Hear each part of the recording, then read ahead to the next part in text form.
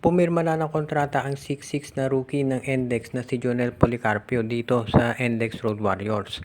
Pero posible pa rin ito na mapunta sa Barangay Ginebra sa pamamagitan ng isang sign and trade.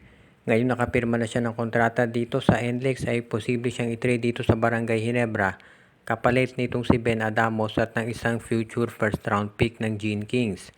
Bakit naman kaya ito gagawin ng NLEX? Alam natin na kinakailangan nila ng center at yan ang mapoprovide nitong si Ben Adamos. Dahil sa height nito na 6'7", pwede itong maglaro sa loob, pwede rin itong tumira sa labas. Sa panig naman ng Ginebra, kaya mo ititrade si Adamos, pero itong si Jonel Policarpio, malakas yan rebound sa loob.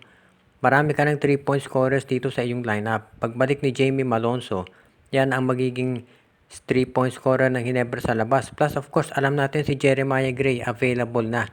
Kaya sa tingin ko mas bagay itong si Jonel Policarpio dito sa lineup ng Barangay Ginebra. Kung makuha nila itong si Jonel Policarpio, yan ang magiging starting o backup power forward nila kapalitan nitong si Jamie Malonzo. Malakas ang laro ni Policarpio sa loob, kaya sa tingin ko makatutulong yan dito sa inside game din ni Isaac Go at ni Japet Aguilar. Alam natin malaking nawala sa Ginebra nung na-trade si Stan Hardinger dahil si Stan Hardinger inside operator. Hindi man kasing laki ni Stan Hardinger si Policarpio, makatutulong to sa rebounding at sa depensa. Kaya sa tingin ko, magiging sensible na i-trade ng Ginebra itong si Ben Adamos para dito kay Jonel Policarpio.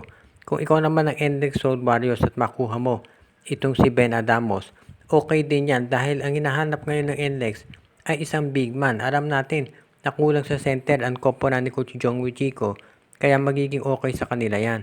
Kung sakali ito namang si Jonel Policarpio nga mapunta sa Ginebra, makikita natin kung gaano kaganda ang magiging kombinasyon dyan. Posible na sa center itong si Isaac Go at si Japet Aguilar ang mag-alternate. At dito sa power forward naman, itong si Jamie Malonzo at itong si Jonel Policarpio. Dito sa small forward, kapag all Filipino, si Scottie Thompson at si Jeremiah Gray. Dito sa backcourt, alam natin magiging nandiyan si RJ Abarrientos at si LA Tenorio plus si Paul Garcia. At dito naman sa shooting guard, itong si Maverick Ahanmisi at Stephen Holt. Itong si Holt at si Ahanmisi, pwede rin yan na mag-point guard.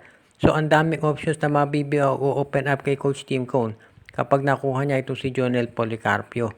Kaya sa tingin ko, magiging magandang asset yan sa Ginebra. Nakita na natin doon sa PBA Draft Combine kung anong nagawa ni Policarpio, kung bakit siya nagustuhan ng NLEX. Kaya sa tingin ko, babagay yan dito sa lineup ni Coach Tim Cone. At ito namang si Ben Adamos, malalabas din ang potential yan kapag siya ay na-trade dito sa NLEX Road Warriors.